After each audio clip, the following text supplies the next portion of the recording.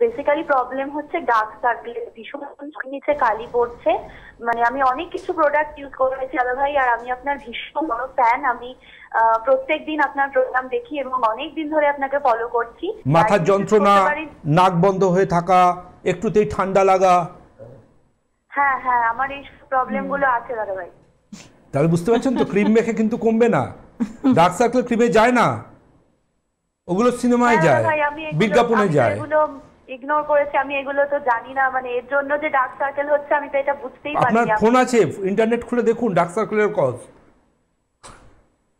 হ্যাঁ দাদা ভাই, থ্যাংক ইউ। মেডিকেল সায়েন্সটাকে মানতে হবে সর্বক্ষেত্রে। শুনুন, প্রথম যেটা সেটা হচ্ছে, আমি ডক্টর দেবব্রত সেন।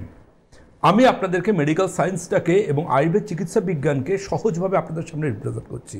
চোখের নিচে কালি মানে ডিপ্রেশন নয় শুধু, চোখের নিচে কালি মানে শুধু রাত জাগা নয়, চোখের নিচে কালি মানে শুধু স্ট্রেস নয়, চোখের নিচে কালির অন্যতম কারণ কিন্তু সাইনাসের সমস্যাও, সেটাকেও ট্রিটমেন্ট করতে হবে, তা নাহলে কিন্তু কাজ হবে না।